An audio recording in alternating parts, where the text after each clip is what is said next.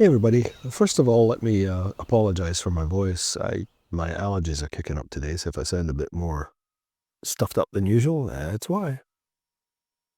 I'm gonna try and keep this short.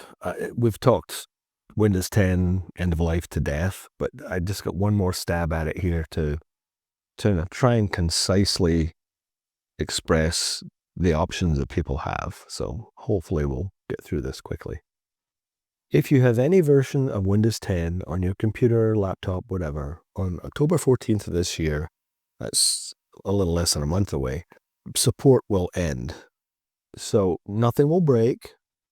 It will keep working. It won't refuse to boot up or anything like that. It'll still connect to the internet and so on, but it will no longer be supported. Now, I expect Microsoft will nag you to death about it being unsupported, but it will still be available. Now, that means you will get no further security or other updates for Windows 10 or its components. Microsoft seems to be deliberately vague about Windows Defender. Most people assume it's not going to be maintained, although I did find this article that mentions that it is going to be supported through 2028, but it sort of it's also talking about the ESU program, so it's not clear if that's separate from ESU or not. I'm just going to assume it's not. I think that would be the safest bet. So what to do? Well, two main scenarios. You can keep using your current PC, or you can get a newer one with Windows 11. Let's look at the second option first, getting a new PC. Unless you are an avid gamer, there are pretty good deals on mini PCs these days. They look kind of like an Apple Mac Mini, that sort of size, but they're quite powerful. You can get something new and perfectly usable for, $300 or less. Just shop around a little bit. If you currently have an older computer, it might even seem quite a bit faster for you. So that's an option. And these will all come with Windows 11 on them. You might also look at the refurbished market on eBay or Amazon or stores like Best Buy or Micro Center. Same holds for Apple products too, for that matter, if you're jumping ship altogether. In fact, I think all of my current equipment was bought used or refurbished. My iPhone, the laptop I'm using now, which runs Linux, and the MacBook Air laptop that I have, and also my iPad.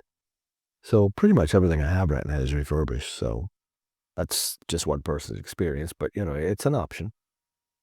Most any computer made in the last 3 to 5 years should work with Windows 11, and any of the Apple Silicon machines will work with their latest OS. In other words, any M series Apple machines.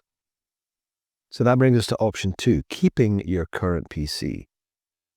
So if your current computer can be updated to Windows 11 and you've just been holding off, this may be the time to hold your nose and do it. Just upgrade. If you can. And if you want to. I mean, it's up to you. Just purely on a personal note, the two computers I had in the house here that were running Windows 10, I did finally upgrade them to Windows 11. So take that for what it's worth. You could remove Windows 10 and install Linux as your operating system, and you can find guides to that all over YouTube, and I've blathered on about it ad nauseum in the past. Or even install something like Chrome OS Flex, which is a bit more, I don't want to say it's not complicated, but it's a bit more restricted in terms of the hardware you can use. But it's a thought.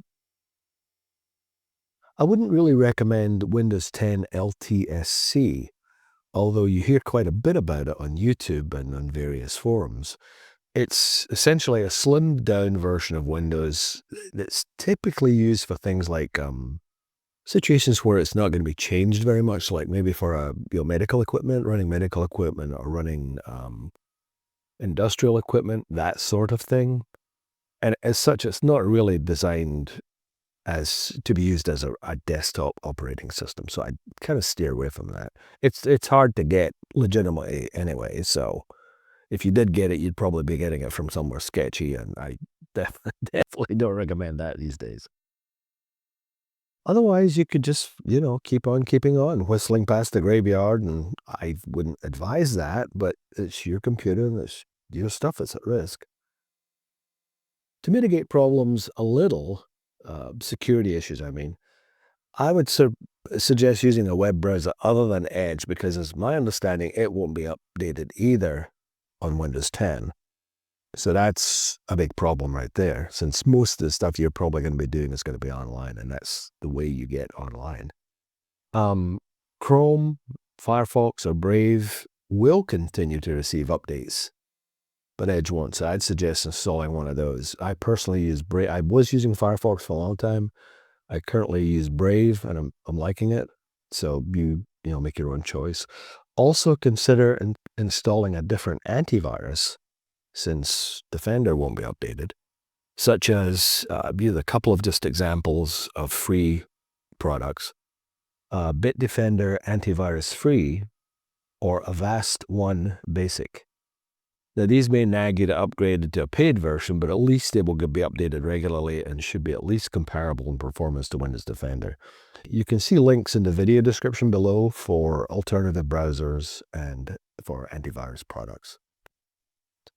There's also the Microsoft ESU program, which will extend security updates for 1 year to October 2026. Again, links below. There is a cost for this. I think it's $30 unless you have Microsoft points available, which I would guess almost nobody has, unless you maybe have used Xbox or something. But anyway, you can do that, and that will extend your security updates, not any functional type of updates, but security updates in Windows 10 through October of next year, 2026. So you can look into that if you like. And those are the main things to consider. If you're getting rid of your old computer, remember to copy your data from it to an external drive or a cloud account. And also, please wipe your hard drive or SSD before you sell your computer. Or at the very least, use the Windows reset function. That's a minimal requirement. Okay? Again, see the links below. Hopefully that kind of lays out the general landscape here for what you can do. You can continue, using Windows 10. It won't break. It will become rather quickly a bit of a security nightmare, but there are some things you can do to mitigate that a little bit, but those things won't help with the core operation of the operating system itself. So if there are fundamental flaws in the operating system, which you do get quite a bit, those won't be fixed. So you're kind of, unless you disconnect your computer from the internet altogether and just use it offline, then I wouldn't recommend that. But there you go. Hopefully that helps somebody. Thanks. So that's another video in the can. If you found this informative or interesting, please consider liking and subscribing down below. And remember, be excellent to each other.